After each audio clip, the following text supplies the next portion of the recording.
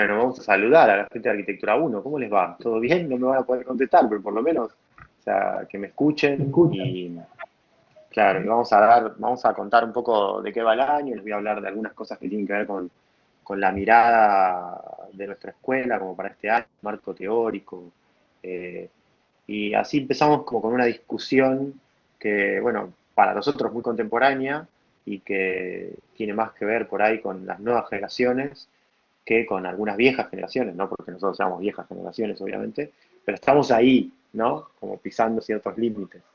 Así que me parece que algunas responsabilidades son más de ustedes que de nosotros, de aquí en más. Así que creo que será importante volcar esa discusión para ver cómo la ven ustedes. Bueno, comparto pantalla y les cuento un poco. Comparto archivo. ¿Se ve bien por ahí por uno? Sí, se ve, se ve. ¿Se ve? ¿Se ve? Bueno, a ver, los que entran a Arquitectura 2 e incluso algunos de Arquitectura 1 más atentos a lo que pasa en la escuela a nivel general, se habrán dado cuenta que cada año nosotros planteamos como un desafío, ¿no? Además de la dificultad, ¿no? Y la cantidad de conocimientos que ustedes tienen que adquirir en ese año puntual de la carrera, nosotros planteamos también como una mirada lateral, ¿no? Un tema tangencial a esos ejercicios, que tiene que ver con nuestras preocupaciones, no solo como educadores o como facultad, sino como profesionales, ¿no? Sobre qué temas tenemos que hablar hoy para estar acorde a los problemas o a las situaciones que van atravesando las sociedades.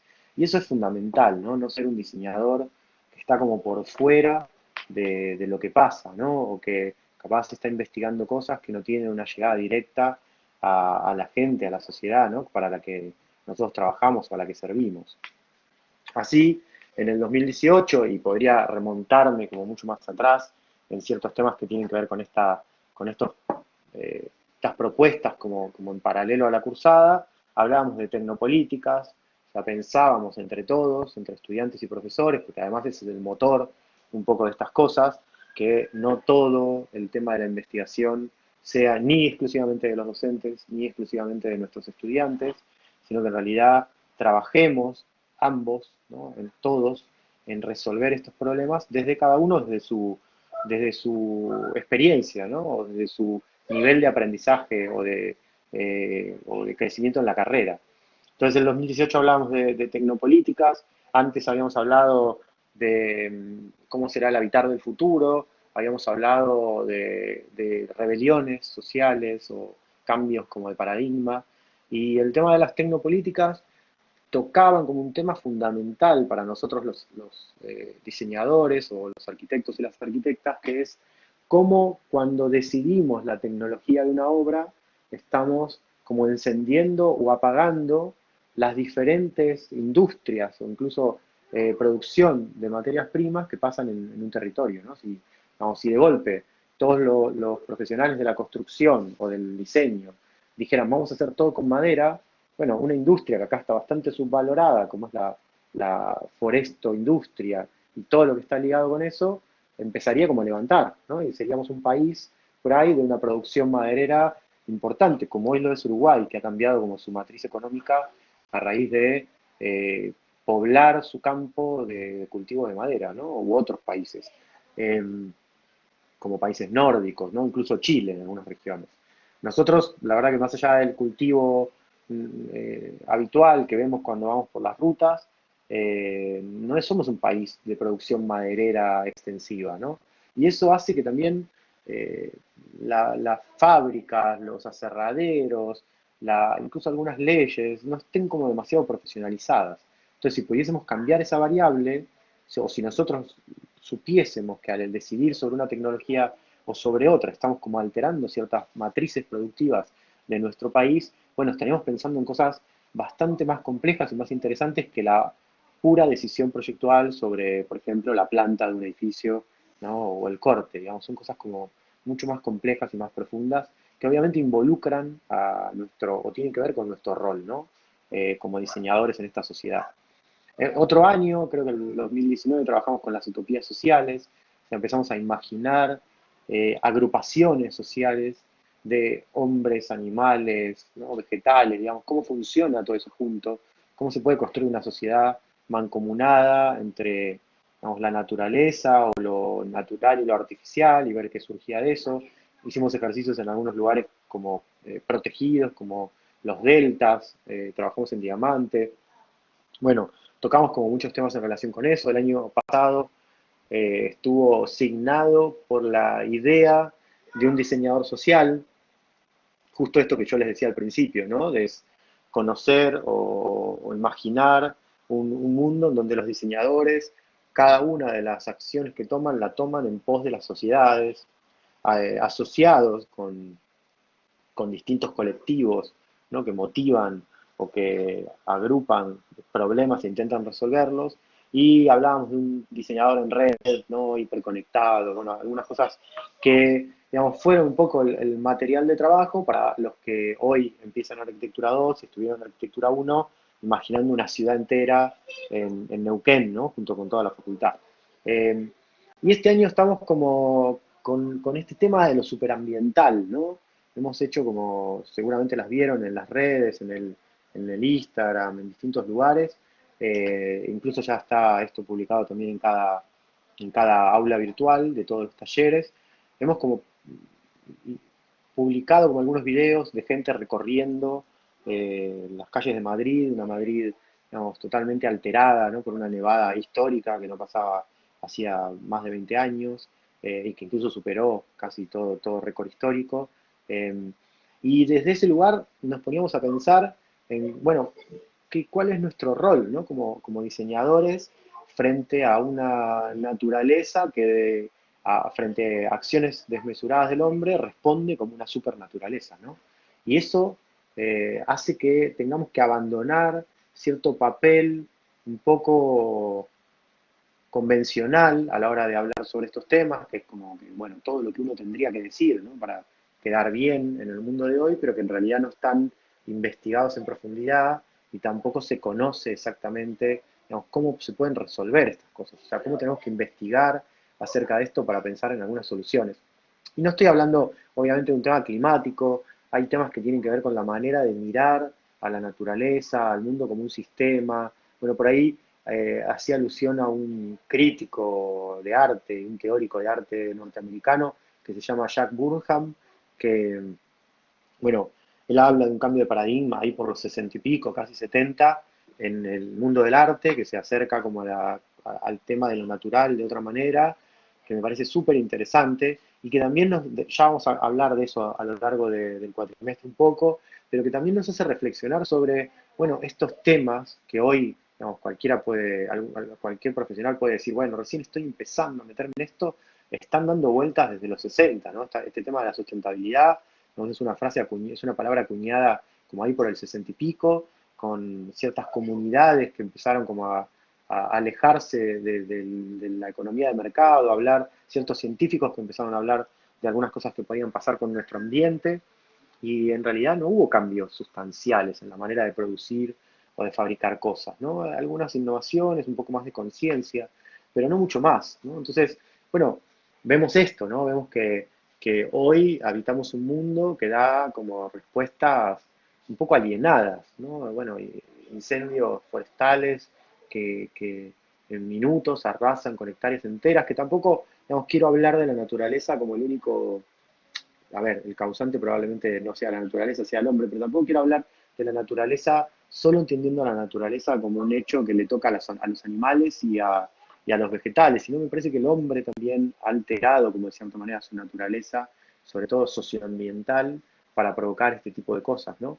Entonces, bueno, esto de lo superambiental juega un poco como a medias entre esta respuesta exponencial, increyendo de la naturaleza, y ciertas cuestiones sociales que la humanidad no está sabiendo manejar, ¿no? Entonces, bueno, ahí vemos, como les decía antes, una Madrid que parece un bosque finlandés, o la costa de Estados Unidos, transformada como en una pista de esquí, digamos, descontextualizados totalmente de cosas que pasan en la naturaleza de esos paisajes, ¿no? Digo, a miles de metros cúbicos de nieve acumuladas en calles de una ciudad que no está pensada para eso y que, digamos, corta toda la actividad por el tiempo que estas nevadas duran. Y lo loco de esto, digamos, no es solo que hoy está pasando esto en el invierno europeo o norteamericano, sino que, digamos, en el verano de ambos hubieron olas de calor extremas, ¿no? Que llevaron a que la ciudad, digamos, se transforme en esto, ¿no? Una cosa casi insostenible desde el tema de cómo habitar las ciudades que no están preparadas.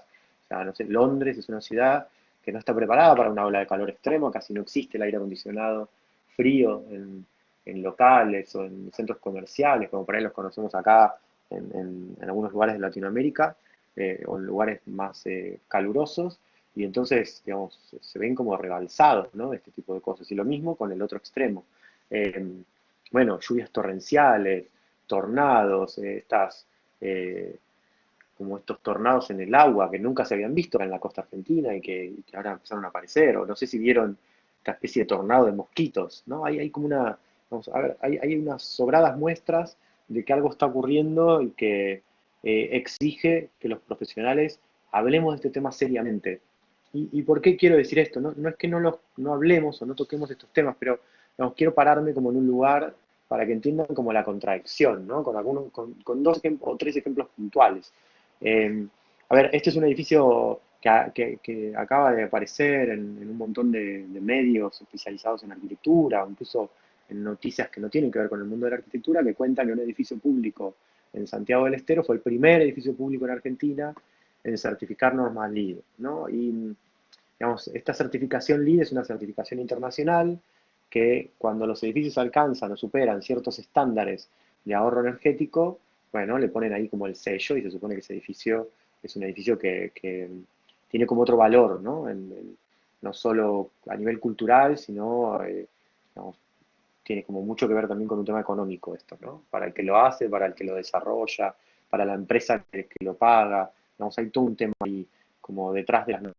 Ahora, si nos ponemos a pensar esto, nadie dice que está mal que un edificio certifique normas LEED, pero este es un edificio en un contexto, ¿no? Como la ciudad de Santiago, muy parecido a cualquiera de nuestras ciudades capitales de las provincias, en donde, digamos, son ciudades más bien bajas, ¿no? Que tienen como algún lugar alto, pero son más bien bajas, construidas con algunos materiales que tienen mucho que ver con lo local, después tergiversados, ¿no? Pero que, digamos, lugares muy calurosos o con vientos muy cálidos, en donde seguramente para construir un edificio de piel de vidrio hay que forzar ciertas cosas, ¿no? O sea, y entiendo que, en definitiva, el forzar ciertas cosas es poner en juego variables económicas que son como exageradas para el contexto, ¿no? Los Corting Wall más caros, los sistemas de acumulación de energía más caros. O sea, este edificio debe haber salido muchísimo más que cualquier otro edificio construido por ahí con tecnologías locales,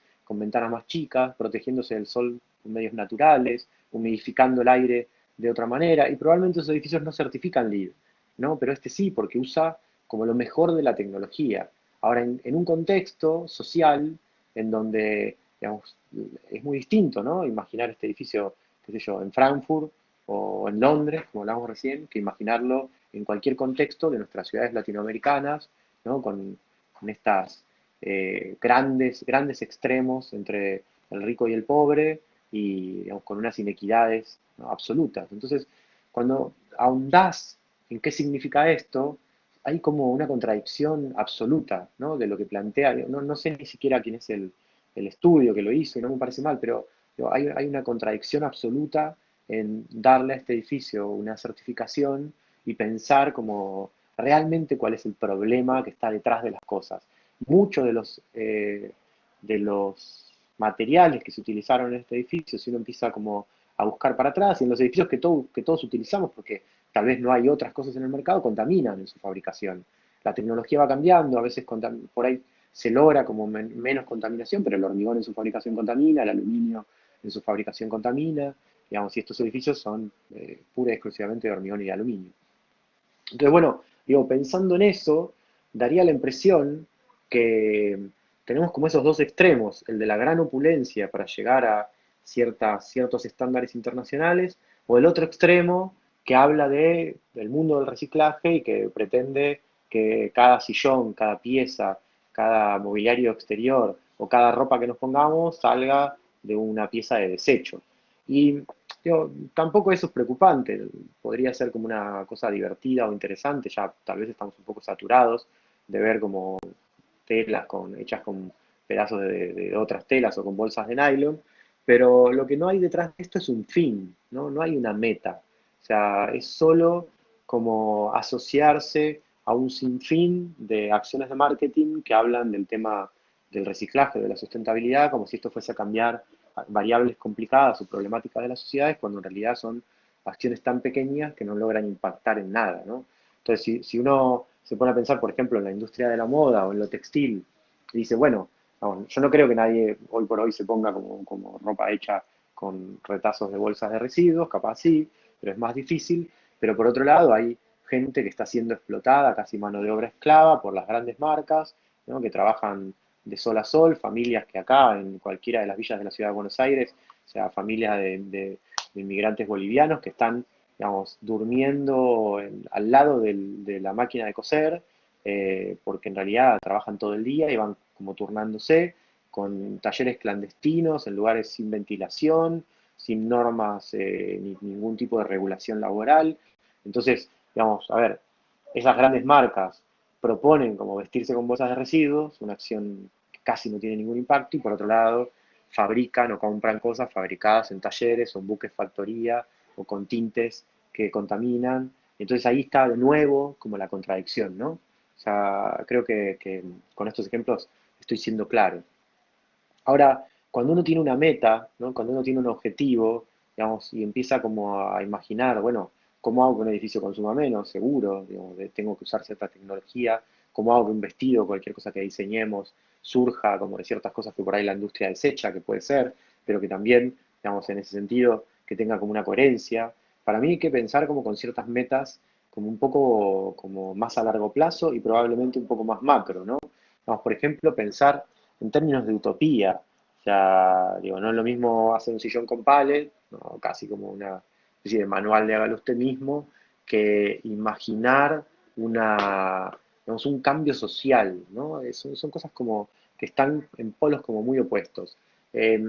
Por ejemplo, siguiendo con el ejemplo de las bolsas de residuos unidas para lograr algo, me parecía interesante mostrar cómo está este doble juego, ¿no? Como, o estas dos caras como de la moneda. Esto es una pieza artística, que en realidad también es un espacio y también es una especie de declamación sobre ciertos temas, hecha por un montón de artistas, pero liderada por un arquitecto argentino, tucumano, que vive en Alemania o que tiene su estudio o su taller en Alemania, pero que en realidad es un poco un viajero del mundo, la pieza se llama Museo Aerosolar, en donde junta desde todos los lugares del mundo estas bolsas o estos papeles intervenidos, muy delgados, intervenidos por estudiantes de escuelas primarias, pensando en qué cosas, digamos, va a tener que resolver el hombre a futuro. Eh, bueno, digamos, en esto participan cientos de artistas y colectivos sociales, ¿no? de muchos países y de muchos lugares del mundo. Todo eso converge en un lugar, se monta como una tela enorme, y esa tela enorme, por ser tan delgada y por el propio calor que genera el sol cuando le pega en su interior, se infla y logra armar este museo del aire, ¿no? Un espacio en donde se puede ver toda esta producción de chicos de colegio y esta especie de mirada artística, ¿no? Intervención artística sobre cada una de las piezas, como si fuera un patchwork, ¿no? O un telar, pero que en realidad al mismo tiempo construye un edificio sin estructura, sin petróleo, sin transporte, sin consumo, o sea, no hay nada acá, o sea, es solo la acción del sol y el aire caliente que infla este espacio y que logra que uno se pueda como meter dentro de un espacio que está pensado como de otra manera, ¿no? Y al mismo tiempo este espacio, con el calor adecuado y liberándolo de cualquier peso, flota. Entonces no solo es un edificio, sino que es un edificio que se mueve, que se puede transportar con un hilo, ¿no? Y sosteniéndolo como si fuese un globo. Entonces, claro, te hace reflexionar, ¿no? Si uno compara este tema de los vestidos con bolsas de residuos o compara el edificio LID de Santiago del Estero, que tienen como una especie posición de corto alcance, con esta idea, ¿no? Como de utópica. ¿Qué pasaría si nosotros como pensadores del hábitat podemos generar piezas de arquitectura o de infraestructura que se construyan casi solas con la acción del viento o del sol, sin ningún tipo de condimento energético? ¿Qué pasaría si nos desplazamos por el mundo, ¿no? Colgando de estas piezas? Ahora vamos a hablar un poco de eso. Bueno, todas estas, obviamente estas ideas utópicas están asociadas a imaginar como un montón de gente trabajando en esto y haciéndolas, ¿no? Entonces hay manuales de autoconstrucción, vos entras a las páginas de Saraceno y todas esas páginas asociadas a él y encontrás que podés descargarte como el manual para construir estas piezas y hacerte tu propio museo aerosolar, ¿no? En tu casa, bueno, o un espacio de crecimiento para, no sé, un salón de usos múltiples en tu casa. Eh, Me parece como que si me siguen van a notar como perfectamente esta especie de cambio, ¿no? O de amplitud de mirada. Por otro lado, lo que decía al principio, ¿no? Imposible imaginar que todo aquello que diseñamos está disociado de los problemas que aquejan al mundo en el que habitamos, ¿no? O de quién somos como, como ser contemporáneo en este mundo que nos rodea. Em, Hay un montón de ejemplos, pero no hay tantos de el diseño puesto como en un contexto casi ideal, en donde la industria, como hablaba antes de las tecnopolíticas, la sociedad con sus deseos, la evolución de la sociedad con sus tiempos y sus temas, converjan en una arquitectura que dé respuesta exacta a eso. Normalmente la arquitectura o el mundo del diseño va por una especie de corriente un poco de elite y las necesidades o las necesidades de las sociedades van como por otro lado, ¿no? Hay pocos ejemplos, pero hay varios. A nosotros como taller, y lo usamos mucho de ejemplo, nos interesa particularmente un momento en la historia de la arquitectura, que son los años 50 y 60 en Estados Unidos, en donde tal vez estas cosas se dieron todas juntas y cambió como un poco el paradigma de cómo hacer arquitectura, ¿no?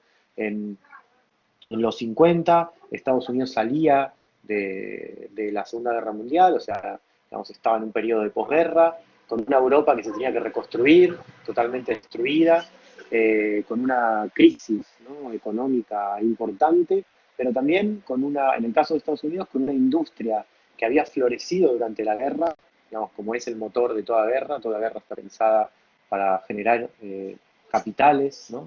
Así funciona el mundo, que había una guerra que había activado miles de empresas de industria metalúrgica, ¿no? En donde se fabricaban tanques, aviones, balas y todo lo que ustedes se imaginan asociado a los temas de guerra. Hay un montón de arquitectos que se suman a estos temas y hacen refugios para soldados, como Buckminster Fuller, Prouvé. Después, más adelante les voy a contar algunos de estos temas, pues son muy, muy interesantes. Pero, digamos, una industria que a diferencia de Europa no estaba destrozada, sino que de golpe tiene que torcer su mira y en vez de apuntar a construir cañones o apuntar a construir tanques, pensar en qué hacer con toda esa mano de obra capacitada, ¿no? Y con toda esa posibilidad de fabricar. Y entonces empiezan a asociarse con algunos productores de arquitectura o de espacios que ven toda la industria del metal también como una posibilidad de soltar a la arquitectura de muros pesados, de encontrar como una relación con la naturaleza a través de grandes paños vidriados muy diferentes, imaginar una arquitectura liviana, ¿no? Que casi se posa en el paisaje como con cierta delicadeza, a diferencia de una arquitectura muraria, ¿no? Pesada, diferente. Eh, y también una serie de actores sociales como el mundo de la moda, el mundo de los electrodomésticos, que ven en esto la posibilidad de contar como una sociedad nueva, ¿no? Esta idea del sueño americano, digamos, de esta idea de la casa propia, pero con ciertos valores contemporáneos. En ese momento aparecen diseñadores como Ames, como, bueno, aparece un programa muy interesante que es el programa de las casas estudios, promovido por una serie de desarrolladores inmobiliarios, pero también por una revista de arquitectura que dirigía a un arquitecto que se llama John Entenza, una cosa súper interesante que arma, no me acuerdo si unas 20 o 30 casas de estudios, todas por arquitectos referentes de ese momento y todas con esta idea, ¿no? De un poco de la máquina, del avión, del auto trasladado al habitar, ¿no? Y asociada también con, bueno, esto que les contaba, ¿no? Esta posición frente a la naturaleza, ¿no? De mucho contacto, incluso con tecnologías que hoy, digamos, nosotros tenemos a la mano y en ese momento no, ¿no? O sea, digo, con los problemas que eso traía, pero con una mirada nueva sobre la vida y la manera de habitar, ¿no? Es súper interesante, busquen algo de eso, igual nosotros vamos a profundizar también en algunas charlas. Si vemos esta imagen de una casa, ¿no? Producida como casa estudio en esa época, eh, probablemente lo único que cambie es el rol de la mujer, ¿no? Que acá, digamos, tenía como un rol, como el rol de ser el sostén de todo el funcionamiento del hogar, el rol, digamos, la contemporaneidad pasaba por una innovación que había pegado saltos extremos en el mundo de los electrodomésticos, pero la veíamos a la mujer ahí como liderando eso, seguramente, digamos, el único cambio que por ahí puede aparecer en esta imagen sustancial es esta especie de asociación colaborativa, ¿no? Que hoy tiene una familia para llevar adelante, ¿no? Las tareas de un hogar. Pero fíjense que no hay mucho cambio, ¿no? El mobiliario, el tipo de espacio, los electrodomésticos, o en esta otra imagen, ¿no? Esta relación entre interior y exterior es casi un ideal contemporáneo, pero en ese momento marcaron mucho una época, ¿no? Y hasta aún hoy siguen marcando como un estilo de vida, una clase social, súper interesante, ¿no? Para entender como ciertas cuestiones políticas y sociales en Estados Unidos que después pues, fueron como obviamente expandiéndose a todo el mundo, ¿no? Te hace pensar esto, ¿no? Hay pocos ejemplos en donde el mundo de la producción arquitectónica estuvo tan asociado con los cambios culturales, tal vez Brasil tenga algo que ver, toda este movimiento del bossa nova, de ciertos poetas, de ciertos músicos, asociados a algunos arquitectos como Niemeyer, como Lucio Costa, ¿no? Como Lelé, un arquitecto muy interesante y muy poco conocido, como Lina Bobardi, o sea, una arquitecta italiana que se muda a San Pablo y hace unas obras magníficas. Digo, hay pocos ejemplos en el mundo, por ahí en Finlandia algo alto, en ciertos momentos de su historia, en otros momentos no, en donde los profesionales de la construcción o del mundo del espacio se asocian a estos cambios culturales, ¿no? Y creo que hoy vivimos como un momento ideal para que esas cosas pasen, ¿no? Todo lo que nos pasó el año pasado, lo que estamos viviendo como sociedad, sumado a estos temas como naturales que les estoy contando, ¿no? O sea, pensar esto de lo superambiental no solo como una respuesta a la naturaleza, sino como en términos ahí sociopolíticos, socioambientales, en qué podríamos brindar nosotros en este mundo que nos rodea de hoy, ¿no? Bueno, obviamente que todas estas ideas, ¿no? Que surgen de preocupaciones internas, propias de la cátedra, discusiones entre los profesores, y que vienen como profundizándose año tras año, tienen que encontrar un lugar, ¿no? Un lugar físico y también una serie de ejercicios que las puedan llevar adelante. Yo siempre digo, y es algo que charlamos mucho en el taller, que en realidad un arquitecto o una arquitecta cuando genera una obra obviamente tiene que responder al problema, ¿no? Por el que fue planteada esa obra, que puede ser la vida de alguien en un espacio, y eso tiene ciertas cuestiones funcionales muy estrictas y que se basan en la lógica, pero por otro lado es nuestra oportunidad para decir lo que opinamos acerca del mundo que habitamos, ¿no? Así como un escritor, a través de contar una historia en una novela, también cuenta como su mirada sobre la política, si es de izquierda o de derecha, si le gusta el jazz o le gusta otra música. Eh, Creo que nosotros tenemos como esa posibilidad, ¿no? Hacemos lo mismo. Por eso, obviamente hay escenarios que son más favorables, ¿no? Y que tenemos que buscar esos escenarios favorables y construirlos. Bueno, este año encontramos un escenario favorable para que todo esto pase. Nos hemos asociado al municipio de Morón bajo un acuerdo que nos propone trabajar en distintos puntos del municipio, pensando varios lugares que algunos ya están construidos y que hay que cambiar como ciertas lógicas de uso o mejorarlas, y otros que prácticamente están como en foja cero y hay que pensarlos como desde nada, ¿no? Y entre todos estos lugares, tratar de imaginar de acá a 30 años qué significa Morón en un contexto urbano, ¿no? Que no es solo esta línea como geopolítica que divide Morón de Merlo, de Ituzaingó, ¿no? De La Matanza, sino imaginarlo, y así es como nos interesa un poco encarar este trabajo y al municipio también, imaginarlo como en un contexto casi paisajístico, en donde digamos, Morón es parte de una trama que pertenece al estuario del Río de la Plata, que está atravesada por distintas cuencas, la del Reconquista, la del Matanza Riachuelo, la del Maldonado, ¿no? Y que entre medio de eso acomoda una posición geográfica que tiene que ver como por debajo de la ciudad con una mirada acerca del paisaje, ¿no? Y esta especie de macroescala, ¿no? Que tiene el paisaje. Fíjense que, digamos, para esta mancha, ¿no? Que puede ser el estuario del Río de la Plata, la ciudad de Buenos Aires y todas las ciudades que rodean a Buenos Aires, y esta especie de extensión verde, ¿no? Que después es la pampa húmeda, Morón es un puntito, pero tiene una particularidad, ¿no? En ese puntito, que es que si nos vamos acercando a la ciudad, es la dueña de una serie de espacios vacantes que no tienen otros municipios u otros lugares urbanizados, ¿no? Si se fijan un poco y nos paramos, nos detenemos en esta imagen, ¿no? Por acá está Campo de Mayo, por acá está la base de Palomar, digamos, ya entramos a territorio de Morón, por acá está la base de Castelar, ¿no? Por acá está lo que es la Cantábrica y ese espacio vacante súper interesante de las playas de maniobras del ferrocarril, ¿no? Que es el de Liniers, vamos, en ese, y algo, una parte de Once, van a pasar seguramente muchas cosas a lo largo de los años, pero fíjense cómo esa mancha verde que se mete, ¿no? Como en la otra mancha más densa, ¿no? De lo construido, tiene como un arraigo en el partido de Morón muy, muy interesante.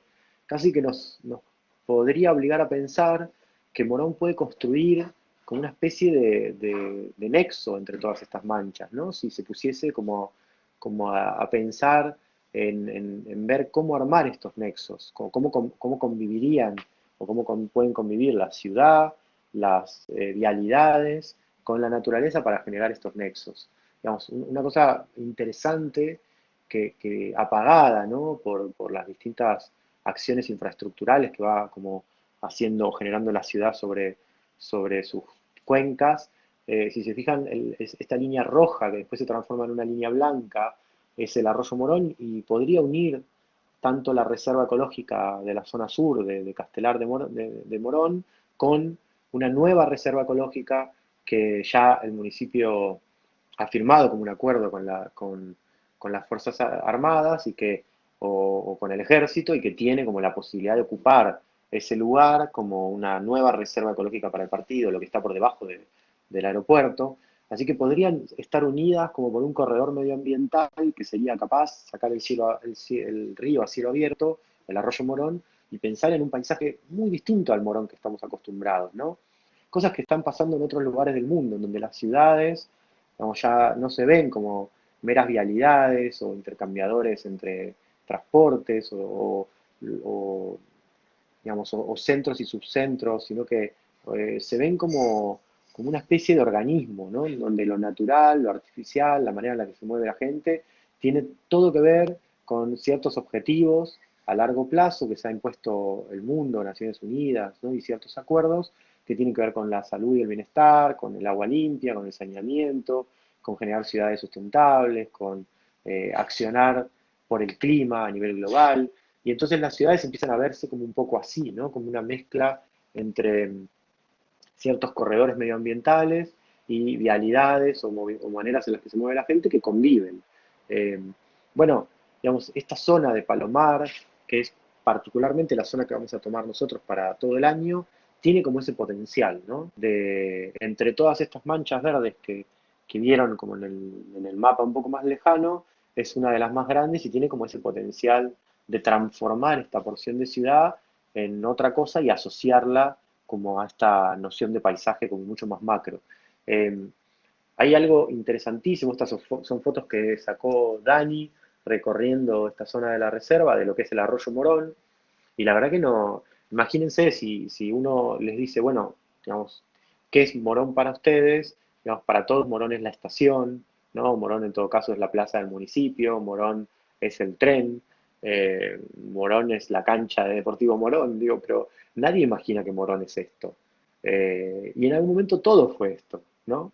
Pero bueno, por suerte quedan estos espacios y no quedan en cualquier ciudad, quedan ahí, en ese espacio de Morón o del Palomar. Así que me parece como un cambio, ¿no? Sustancial en cómo por ahí podemos entender una ciudad que incluso todos habitamos como desde la cotidianidad sin detenernos a pensar en estos temas, ¿no?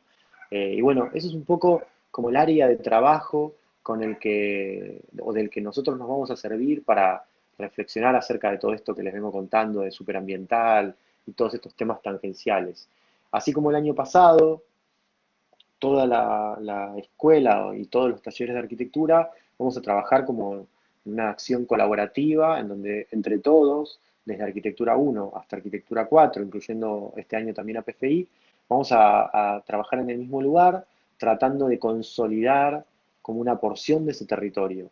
A nosotros, Arquitectura 1 y Arquitectura 2, nos tocó como ese nexo entre la trama urbana y la reserva del lado, ¿no? de este lado como sur de la reserva, eh, en donde, bueno, vamos a pensar como en construir ese borde con nuevas porciones de vivienda, con nuevos equipamientos. Arquitectura 3 le toca como un área súper interesante, que es esta especie de pieza larga, ¿no? que arranca en este lugar que se llama el balcón, que mira como el arroyo Morón de punta, en donde el arroyo después se entuba y corre por acá, y termina como en esta zona del otro lado de la autopista. La idea es que van a pensar como esta porción de ciudad con la complejidad que Arquitectura 3 está acostumbrada como a trabajar, y Arquitectura 4 tienen como esta especie de mega manzana que se compone de la superposición de varias manzanas y que le va a permitir generar ahí un área como un poco infraestructural, una nueva centralidad, ¿no? Para esta zona, con equipamientos. Estamos pensando que entre todos vamos obviamente a construir una ciudad con una mirada nueva, o una porción de ciudad con una mirada nueva, un poco, en cierto punto, autorreferencial por su funcionamiento, también con una noción de uso mixta y muy híbrida, en donde digo, pueda pasar de todo, con espacios que tienen que ver con sistemas mixtos entre público-privado, bueno, cosas con las que obviamente el municipio está muy de acuerdo y con las que viene trabajando desde hace mucho, pero que no, nos parece que desde la facultad es el ámbito ideal para empezar como a probar estas cosas, para generar imágenes, ideas, ¿no? Que después puedan ser el acervo eh, de conocimiento que el municipio tome para desarrollar en adelante códigos y incluso espacios públicos, ¿no? Eh, Obviamente con la particular mirada que tenemos nosotros como taller, ¿no? Más allá o como escuela. Tenemos esta idea de edificios que conviven con la naturaleza y con ciertas tecnologías de formas muy diferentes, ¿no? Fíjense que estas imágenes se parecen mucho a las que ustedes el año pasado, los chicos que hoy, las chicas que hoy pasan a dos, hicieron en Arquitectura 1, ¿no? Tiene mucho que ver con esta idea de una ciudad como de baja velocidad, ¿no? Más calma, o sea, en donde la habitabilidad es un tema fundamental, ¿no? Y es una preocupación como fundamental. Bueno, vamos a trabajar en distintos lugares, pero justamente asociándonos con esto que pasó el año pasado, entendiendo que en realidad eh, hay como cierto trabajo previo, ¿no? Hay cierta investigación previa. Ahora les voy a mostrar algunas de las cosas que se hicieron el año pasado para los chicos y las chicas que hoy entran a Arquitectura 1, pero digamos, para nosotros es importante entender que la construcción del conocimiento se para siempre sobre algo ya hecho o ya pensado para poder pensar hacia adelante, ¿no? Entonces, nosotros ya tenemos una investigación acerca de cómo debiera ser una ciudad o cómo podría ser un lugar o incluso una vivienda en términos del trabajo y de muchas cosas. Bueno, vamos a darles esas herramientas para que a partir de ahí puedan pensar como nuevas ideas.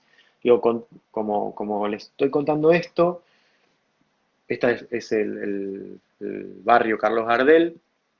La gente de diseño de interiores, de la carrera de diseño de interiores, va a tomar una investigación que viene realizando la facultad desde hace muchos años, particularmente liderada por una materia optativa que es arquitectura de la vivienda colectiva, ahí liderada por Mabel Modanesi y también por Dani, que tuvo distintas instancias, de trabajos en el taller, a workshops internacionales con franceses, con italianos, en distintos momentos a lo largo de esta investigación, que después se entrega como una investigación formal a la Secretaría de Investigación de la universidad, que también se le entrega a OPISU, que es un organismo que trabaja en estos grandes barrios, en donde ya se construyó como un cierto cuerpo de pensamiento frente a intervenciones urbanas o intervenciones que llegaban a la microescala con estos espacios públicos, estas escaleras, esta manera de subir a los bloques, y que ahora la gente de diseño de interiores va a terminar o de completar con todo lo que es el pensamiento acerca del interior de estas unidades. Se los cuento, aunque no tenga mucho que ver con lo que van a hacer ustedes, porque me parece como que, digamos, nuestro rol como gestores de esta escuela es tratar de ligar estos temas, ¿no? Y que si bien cada año vamos a probar algo nuevo y vamos a enfocarnos como en temas nuevos, o sea, tratar de subir un poco como este escalón del conocimiento parados frente a lo que ya se hizo, ¿no? Que es algo fundamental. Por eso es tan importante volver a mirar lo que pasó el año pasado, o sea, revisar esta ciudad satélite que hicimos en el borde de Añelo, ahí en Neuquén o en el Valle Neuquino, para entender cuáles son sus aciertos, cuáles son sus errores, qué cosas estaban dentro de lo que se propuso estaba bien, qué cosas estaba mal, y poder como avanzar hacia adelante. Sobre todo los que hoy pasan a Arquitectura 2 y que han hecho como manzanas de vivienda, ¿no? De una escala baja, una escala, digamos, media-baja, y que hoy tienen que pensar en una densidad como más alta, y bueno, revisar eso que hicieron en función a lo que va a pasar este año, pero nunca abandonarlo, ¿no? O hacer borrón y cuenta nueva. Eso es parte de las reflexiones que ustedes ya hicieron y no debieran volver a como atrás, ¿no? Bueno, el año pasado, les cuento a los que hoy se suman a Arquitectura 1, trabajamos entre todos los talleres en esta especie de ciudad satélite, que era un sistema de ciudades satélites que lograban como ordenar el crecimiento de Añelo. Añelo es el pueblo que está muy cerca de Vaca Muerta y que creció de 3.000 habitantes a 8.000 y se esperan que de acá a unos años de 8.000 crezca a 50.000 por el tipo ¿no? de crecimiento en términos de trabajo que tiene esa zona. Con un crecimiento no ordenado y nosotros planteamos como una especie de ciudad con sus propias reglas, digo nosotros desde los talleres de arquitectura, pero también eso se trabajó desde urbanismo, desde distintos talleres, encontrando como cada uno, según su especificidad, el área, ¿no? en donde intervenir. Y finalmente entre todos construimos esta nueva ciudad, ¿no? que tiene sus cualidades, que tiene sus cosas interesantes, que también tiene sus errores, ¿no? Por toda investigación que se va como construyendo con el trabajo del día a día, pero que ya la hemos presentado al municipio, a la gobernación de Neuquén, a la Secretaría de Ciudades Sustentables, con mucho éxito, ¿no? Por parte de lo que se hizo y lo que ellos percibieron de lo que se hizo. Ahora vamos a continuar con esta investigación con ellos, ya en áreas como particular. Hay como todo un cuerpo de conocimiento que genera los talleres, que generan los profesores y los estudiantes, que va creciendo con el tiempo y se va como desarrollando. Y en eso somos un taller muy particular, porque digamos, nos interesa esta idea como de no pensar que cada proyectista frente a su diseño, ¿no? Frente a cualquier pieza que tenga que diseñar, está solo con eso, sino que en realidad esta pieza verifica si se conecta bien con todas las otras.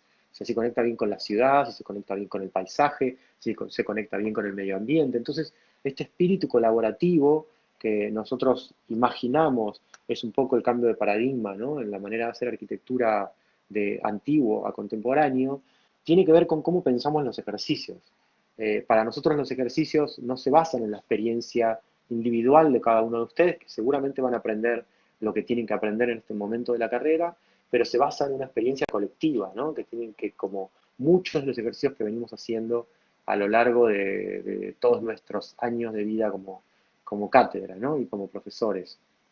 Eh, Ejercicios que están guionados desde el vamos, o sea, nosotros hoy, el viernes, vamos a alargar el primer ejercicio, que ahora les voy a contar un poco, y a partir de ahí empiezan una serie de ejercicios que se van como encadenando unos con otros y que van produciendo ciertos conocimientos y van como abandonando temas en una especie de costura, ¿no? Que va obviamente aumentando en dificultad, pero también basándose en lo que ya se hizo para que eso sea el puntapié de lo que sigue, ¿no? Digamos, esta especie de mirada sobre imaginar un año como un guión es una cosa como muy particular, bueno, no es una manera como muy normal de enseñar, o sea, y menos esta idea de lo colaborativo, ¿no? De que en realidad el ejercicio completo fracasa si alguno de ustedes, por ejemplo, en esas manzanas que veíamos en la ciudad de Añelo, hubiese hecho un muy mal proyecto, ¿no? Entonces, digamos, esa idea es algo que nos interesa y nos divierte mucho para llevar adelante acá ejercicios en el taller.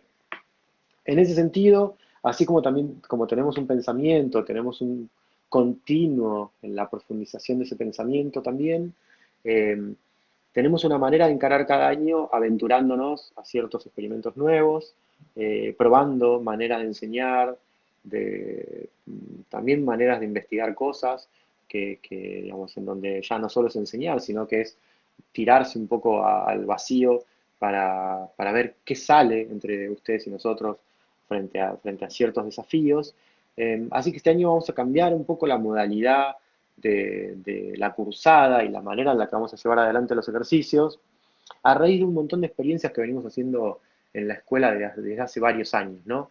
Hace un rato, cuando estábamos charlando previo a empezar a mostrar como las imágenes, hablábamos de estas ciento y pico de charlas del año pasado, de los workshops, ¿no? De todas esas intervenciones puntuales, pero que fueron pasando en distintas cátedras y que fueron sociabilizadas para todo el mundo, que nutrieron tanto a los profesores como a los estudiantes de miradas que son como muy ajenas, a veces incluso a nuestra cultura, ¿no? Gente que en ese momento, no, me acuerdo del profesor de Portugal, que estaba, digamos, mientras acá estábamos todos encerrados, en Portugal creo que había 2 casos de COVID, en ese mismo workshop había gente de Italia, que no habían podido salir de su casa por meses, eh, y que después, bueno, Portugal dio un giro y ahora, digamos, tiene como un problema bastante serio, pero, digamos, todos estamos metidos, cada uno con su idiosincrasia, con su manera de ver el mundo, con su pertinencia en términos temporales de todo lo que nos estaba pasando,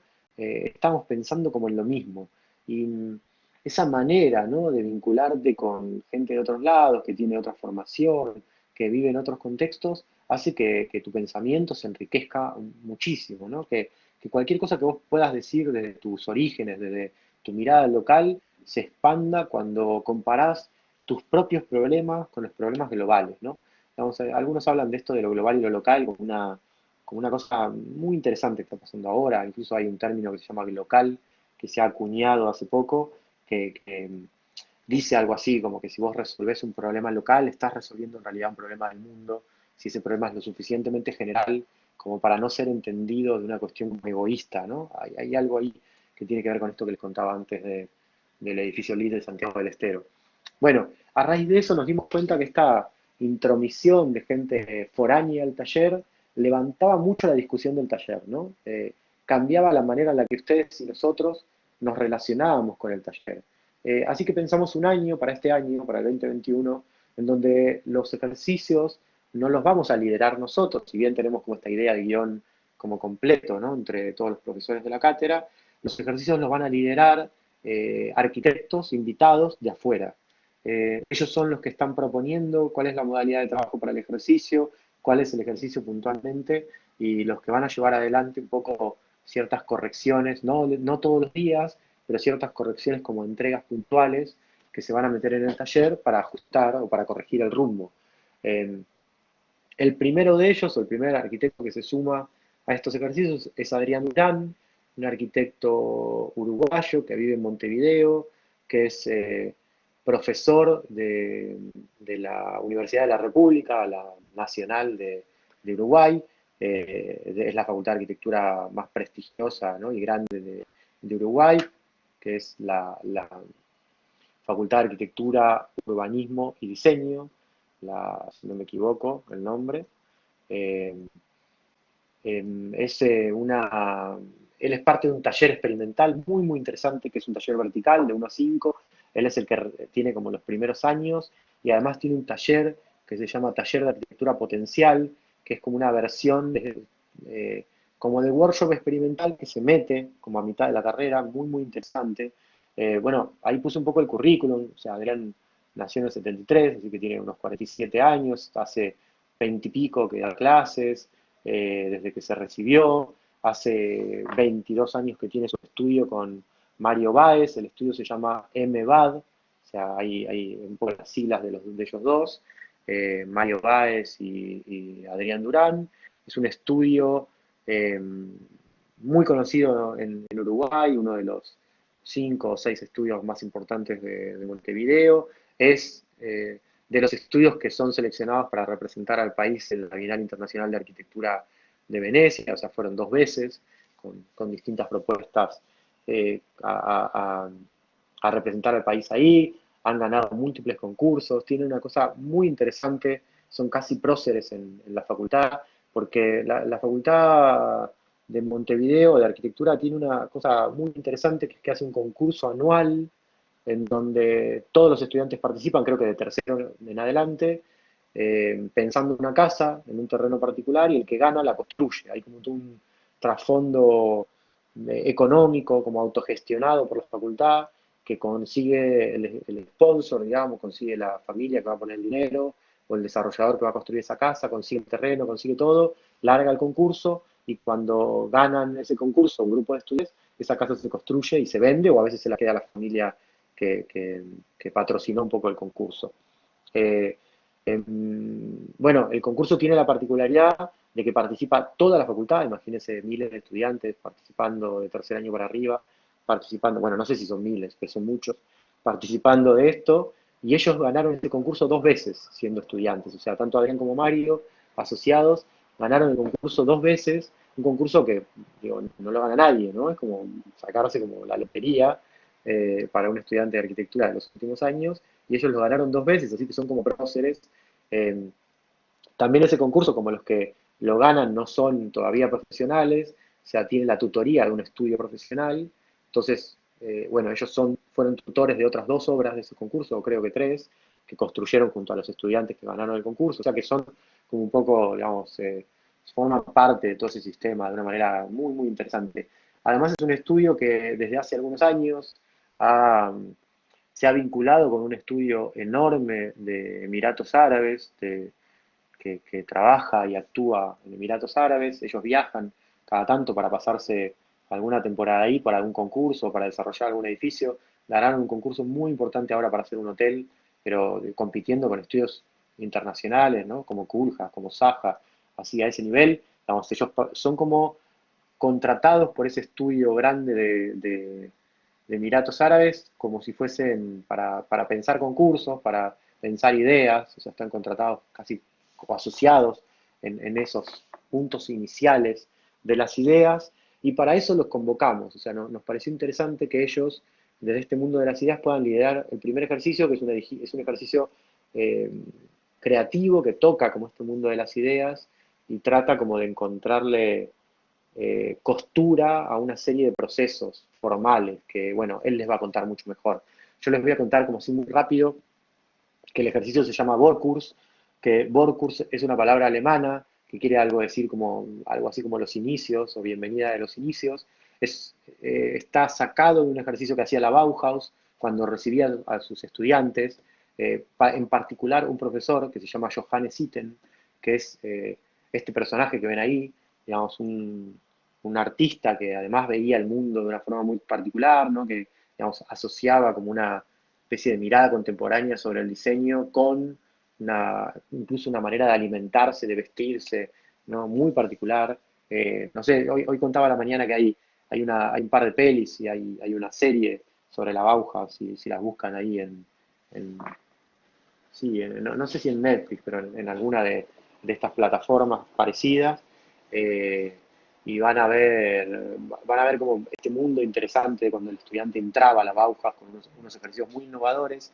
La idea es recrear un poco esa serie de ejercicios. La Bauhaus tenía como un sistema como que iba como creyendo en dificultad, en donde el estudiante además iba pasando por talleres que tenían que ver con fabricación de madera, metal, vidriería, ¿no? Costura, murales. No solo el que estudiaba arquitectura pasaba por todo eso, y en algún momento aterrizaban algunos que eran talleres de arquitectura y terminaba construyendo algo en escala real, digamos, un sistema que se parece a nuestro programa de asistencia federal en esos términos, la idea de la práctica o la relación con el material para entender de qué se trata esta profesión o este mundo de los diseñadores.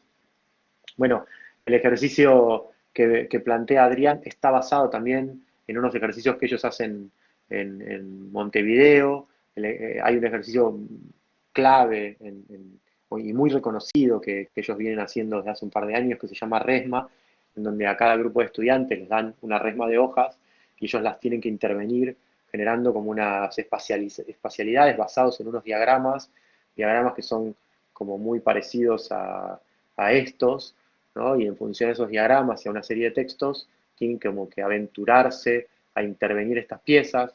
El ejercicio que él va a plantear es parecido a esto, pero no es exactamente esto. Vamos a llegar como a ciertos resultados similares, pero con una mirada un poco más asociada a cierta cuestión volumétrica o formal que después van a tener que tocar en el tema de las viviendas. Así que bueno, lo voy a dejar igual que lo cuente él el viernes, que va a lanzar como este ejercicio, pero estamos como muy contentos de que Adrián sea parte de este año. Además es un amigo de la facultad de hace muchos años, con el que venimos haciendo workshops, intercambios, llevamos a los estudiantes a Montevideo en un par de ocasiones, ellos vinieron en más de un par de ocasiones acá a Buenos Aires, y a lo largo de los años se ha formado un vínculo, además de amistad, ya lo van a ver, digamos, interesante desde lo académico, desde lo profesional, del que creo todos nos vamos a nutrir este año teniéndolo en el taller. Después, el segundo ejercicio lo va a conducir una oficina de Córdoba, de chicos muy jóvenes, que son Daniel y Nacho, que juntos forman Deriva Taller de Arquitectura, un estudio que se creó hace muy poquitos años, pero que ha tenido un impacto a nivel de concursos ganados y de obras hechas muy interesante en la ciudad de Córdoba y alrededores y a nivel nacional. Ellos también son profesores en la Nacional de Córdoba. eh, Ambos provienen de un taller muy interesante que es el taller Mediterráneo. Han sido como estudiantes, ya estudiantes destacados en su último año, en sus tesis. Me acuerdo que los profesores me habían mostrado la tesis de uno de ellos como una cosa, no, casi diría impresionante. Había trabajado con un tema en una ciudad brasilera, en Manaus, una cosa muy interesante.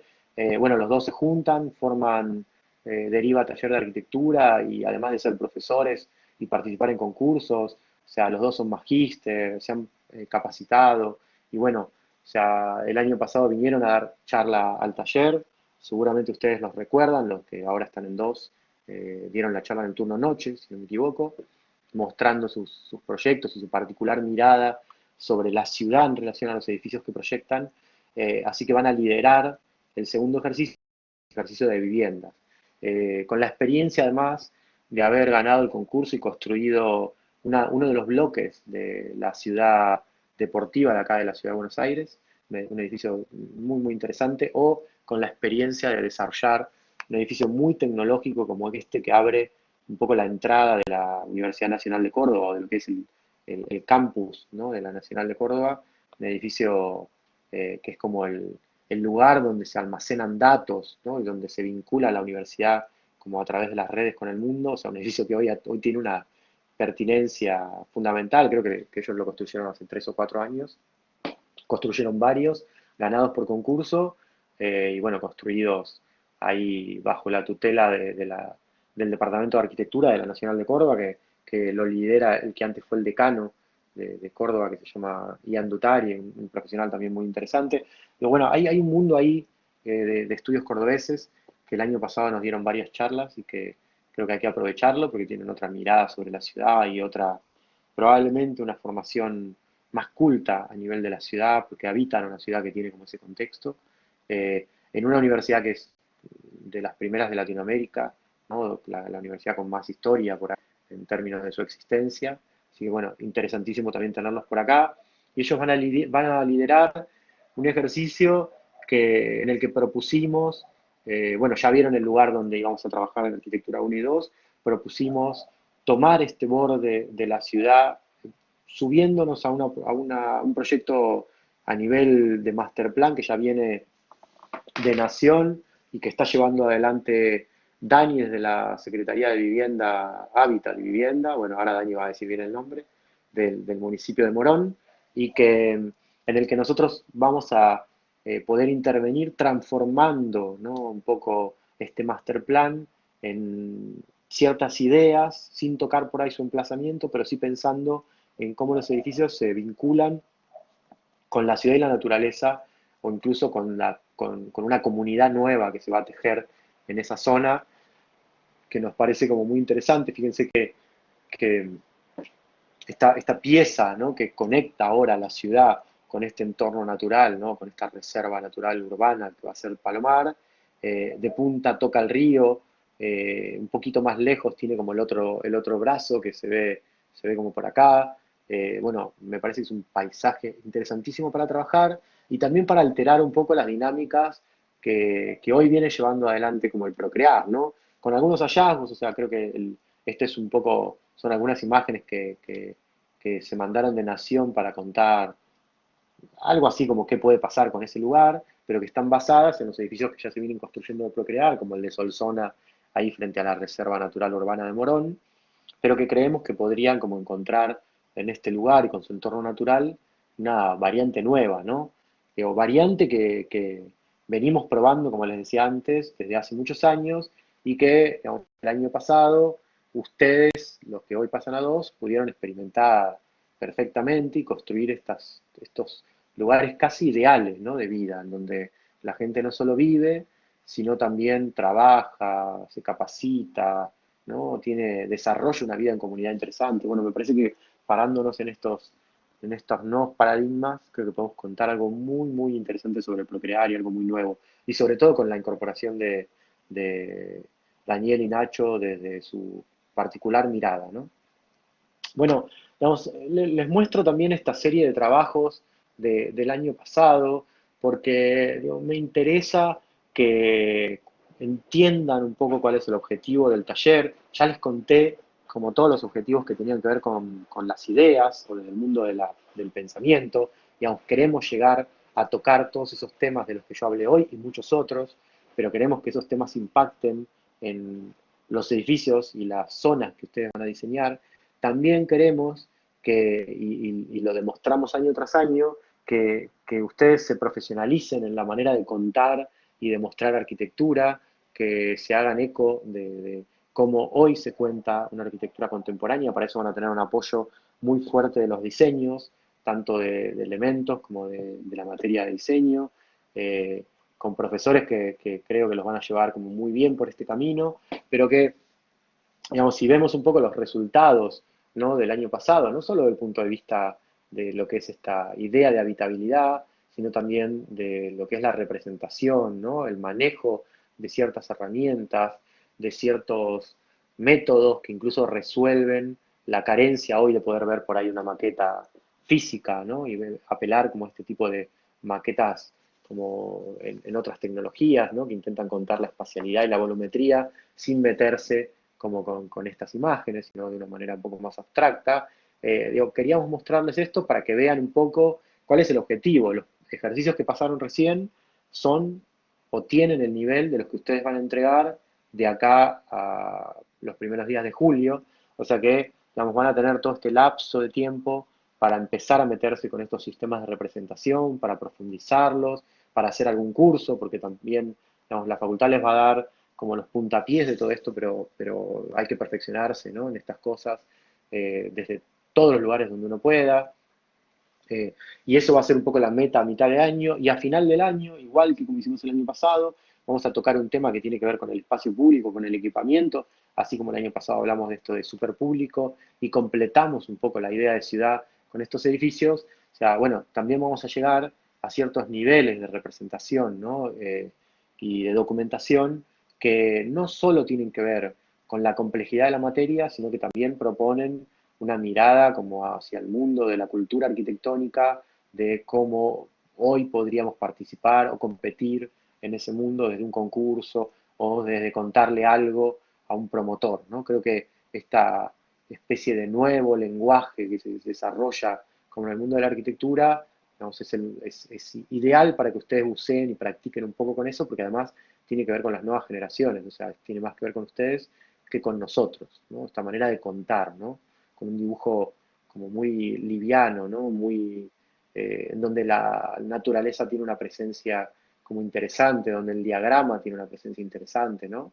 Donde apela a la creatividad y no tanto a la búsqueda de lo hiperreal. Bueno, creo que por ahí anda la cosa. Les quería mostrar esto justamente para que, digamos, ustedes elaboren como en su cabeza, que me parece lo que todo estudiante tiene que hacer, un cierto plan a futuro, ¿no? De cómo voy a estar de acá a mitad de cuatrimestre, de acá a fin de cuatrimestre, de acá a final del año. O sea, creo que, digamos, esto de proyectarse como estudiante, ¿no? Así como uno proyecta un edificio y pensar, bueno, digamos, con qué cosas me voy a asociar, con qué niveles de pensamiento, con qué sistemas de representación, creo que es casi tan importante como el aprendizaje en sí mismo.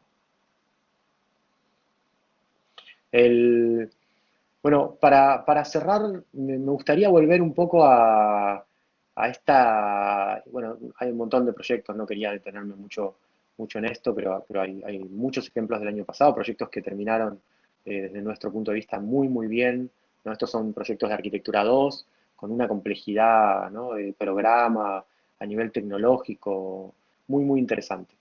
Bueno, para cerrar, me detengo un poco de nuevo en Tomás Saraceno, vuelvo un poco a lo que les había contado antes, a esta idea de- de- del museo en el aire y esta posibilidad de generar algo casi sin energía fósil o sin energía de ningún tipo, sino solo con el aire y con el calor. Eh, Nada más que para contarles algunos temas que me gustaría que ustedes después profundicen. Eh, Saraceno hace años que viene experimentando con esta especie de construcción de mundos entre lo artificial y lo natural. Hubo una exposición hace creo que 3 años acá en Buenos Aires que fue pero muy buena, en donde en el Museo de Arte Contemporáneo de Buenos Aires puso a trabajar durante 6 meses a un tipo de araña que teje de manera colaborativa y armaron todas estas estructuras que después fueron expuestas durante creo que casi un año, donde ¿no? se hablaba de estructura, de arquitectura, eran como unas ciudades flotando, como unos edificios, unas cosas muy interesantes que él viene como desarrollando desde hace rato, hablando de estos mundos como un poco sujetados por el aire o levantados por el aire, con membranas muy delgadas, flotando ahí entre las nubes, hace como unas instalaciones que tienen que ver con estas redes, con ciertas geometrías muy interesantes, y hace ya varios años que está como profundizando en este mundo de esculturas que en realidad flotan, ¿no? O que se mueven, o que se pueden trasladar.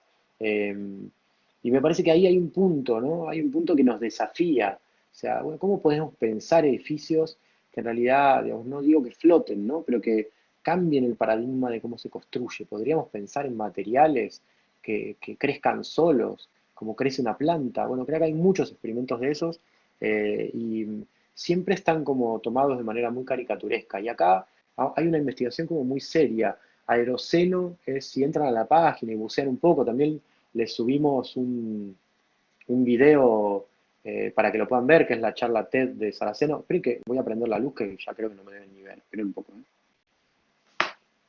Mientras les sigo contando, o sea, subimos el video a la plataforma ahí en el aula virtual, o sea, que para que profundicen y no detenernos mucho a ver un video mientras yo estoy contándoles estas cosas, sino que después lo vean solos, en donde se ve que es una investigación, así como les contaba con los ejercicios, que va creciendo con los años, que se va haciendo cada vez más compleja, y que plantea cosas como muy interesantes. O sea, por ejemplo, vamos, esto tiene como distintos orígenes, ¿no? En principio era casi como un cartel, ¿no? Como una declamación que decía, bueno, miren cómo con cero energía podemos hacer que una cosa se construya o se mueva. Después empezó a tener como la participación, además de miles de artistas en todo el mundo, de ingenieros, de gente que entiende como al mundo de los vientos, de las corrientes de aire, ¿no? y de calor que se generan en la Tierra, y que empezaron a imaginar como rutas en donde uno podría alargar esto en el salar de la Salina Grande de Jujuy o en las salinas de Bolivia y irlo a buscar capaz en la costa oeste de Estados Unidos o en Europa, ¿no? Entonces empezaron a imaginar como que estos edificios, estas estructuras móviles podían moverse y unir puntos. Entonces, cada una de esas estructuras empezó a tener digamos, no solo este fin como poético, artístico, de verla flotando como en distintos paisajes, sino también empezó como a cargarse de unidades de medida o de herramientas de medición que podían como registrar desplazamientos, altitudes, qué tipo de vientos o qué tipo de corrientes de aire cálido podían moverlas. Entonces, en este kit de hágalo usted mismo, al que se suman un montón de artistas a lo largo del mundo, empiezan a aparecer estas piezas, ¿no? Unas pequeñas baterías, unos sonares, unos GPS que van como midiendo cada uno de estos vuelos, ¿no? Y todo eso se va contando en exposiciones en los museos de todo el mundo, como mostrando un poco estos hallazgos. O sea, al final empieza algo que empezó casi como una especie de argumento, ¿no? De contradicción frente a lo que está pasando, frente al consumo, frente a muchas cosas, termina siendo como profundizando en la investigación, termina siendo como una posibilidad. Digamos, podríamos construir edificios así, podríamos movernos, podríamos utilizar esto como un medio de comunicación entre puntos que son distantes. Bueno, se propusieron en el 2020 elevar a una persona en el aire y construir o lograr el vuelo como más largo o el récord de vuelo de una persona elevada con ningún mecanismo ni de gas, ni de electricidad, ni de combustible, ¿no? Digamos, por el solo hecho de una bolsa de aire caliente que se eleva porque, digamos, por propiedades naturales, ¿no? De cómo se desplaza el aire y que después se traslada. Entonces ahí vemos cómo esta primer aeronauta, ¿no? Que era una mujer, o sea, se eleva como del suelo y logra como el récord de altitud, de distancia y de duración en vuelo eh, con este tipo de sistemas. Digo, más allá de que esto es una experiencia artística, ¿no? Pero que tiene un impacto obviamente real en el mundo físico, ¿no? Y que uno puede, además, digo, lo puede percibir como un hecho real, porque te bajas una aplicación y ves todos los lugares donde se elevan estos aerocenos o todos los lugares donde están pasando estas cosas, además de que esta palabra aeroceno para, para Tomás Saraceno cuando lo cuenta, digamos, habla de un mundo que cambia como su paradigma del antropoceno al aeroceno. Bueno, vean la charla, que es súper interesante. Nos hace pensar también en cómo van cambiando como las sociedades, ¿no? Cómo hay gente que puede como innovar saliendo de los cánones tradicionales, cosas que antes, digamos, qué sé yo, el hallazgo de haber hecho que algo se mueva como con vapor, ¿no? Con aire comprimido, con presión, que después se mueva con alcohol o con distintos combustibles, que después se mueva como por ahí con energía solar, ¿no? Como que todavía no llega como a su punto culmine, porque probablemente, como dicen todos, digamos, porque las petroleras presionan para que eso no pase, no lo sé, yo creo que no, que todavía no hay una tecnología muy desarrollada en ese sentido, pero digo, cómo los paradigmas van cambiando, las sociedades investigan y evolucionan, pero de golpe, digamos, algo lo mueve, ¿no? Y dice, pero no necesitaríamos nada, porque en realidad, digamos, hay ciertas condiciones físicas que ya de por sí hacen que ¿no? Que una semilla salga volando y recorra kilómetros, o ciertos testeos que hacen las aves del mundo que habitan para saber si va a haber una tormenta en su trayectoria. Hay cosas como muy interesantes desde ese punto de vista que salen de la observación de la naturaleza, ¿no? Y la verdad que esos cambios de paradigma no pueden pasar en gente que está muy acostumbrada a utilizar esos sistemas, ¿no? Digamos, que cada cambio nos provoca como una crisis, ¿no? El salto de un celular analógico a un celular digital, el salto de un teclado a una pantalla táctil, digo, saltos que para generaciones más contemporáneas son casi naturales, ¿no? Lo que pasa cuando uno le da a cualquier chico casi recién nacido un celular y pareciera que lo tuvo en la mano desde siempre. Digo, hay como una cosa que se transmite, ¿no? Como a lo contemporáneo. Es una cosa como, me imagino, como muy fácil de explicar desde la sociología, muy difícil de explicar para mí desde la arquitectura, pero que, digamos, yo creo que se entiende perfectamente si imaginamos, ¿no? Que estos cambios están liderados por estudiantes. Ese momento como ideal para profundizar sobre estos cambios. Yo ponía, qué sé yo, pongo acá una imagen de mayo del 68, pero en definitiva, digamos, puedo poner una imagen de la plaza de la aprobación de la ley del aborto de hace poco, digo, o cualquiera, ¿no? De las manifestaciones culturales, digo, por sí o por no, ¿no? Para un lado, para el otro, pero cómo nuevas como culturas surgen a una preocupación político-social como mucho más extrema que por ahí sociedades o culturas de hace algunos años, ¿no? En donde ciertas discusiones eran impensadas. Eh, bueno, digo, no quiero como profundizar mucho en esto, nada más como decir algo así, como que en definitiva nosotros podemos proponer tantas cosas, ¿no? Y aventurarnos como hacia lo desconocido, porque en realidad un poco como aventureros en eso, pero son ustedes los que tienen que comprometerse con esos temas y llevarlos adelante. Y esto que me parece fundamental, ¿no? De no poder, no separar nunca lo que cada uno es y piensa de lo que cada uno proyecta y hace. O sea, hay como una especie de tendencia, ¿no? Que a veces vemos en nuestros estudiantes, obviamente no en todos, de dejar como sus creencias y sus posiciones políticas, sociales, culturales, ¿no? Sus gustos, como fuera del mundo de la arquitectura y decir, bueno, estoy proyectando este edificio que cumple con lo que alguien me pidió o que es solo un edificio. Y por otro lado, digamos, soy una persona como muy compleja en lo que pienso a nivel social y cultural, ¿no? Entonces, ¿por qué esa complejidad no acompaña como la propuesta arquitectónica? Bueno, en eso vamos a hacer mucho hincapié este año, ¿no? En que cada uno de ustedes, digamos, cuente a través de la arquitectura que hace, qué piensa, quién es. En esos términos estamos hablando con todos los invitados que van a liderar los ejercicios, además que coinciden con esto, o sea, y son exponentes de eso mismo, ¿no? De hacer la arquitectura que creen que coincide con sus propias creencias o con sus propios pensamientos acerca del mundo. Así que vamos a hacer como un gran hincapié en eso porque tenemos confianza de que son ustedes los que tienen que liderar todos estos cambios, ¿no? Que yo les estoy contando en estas charlas y de los que seguramente vamos a hablar como en muchas otras. Así que bueno, nada, espero que se haya entendido.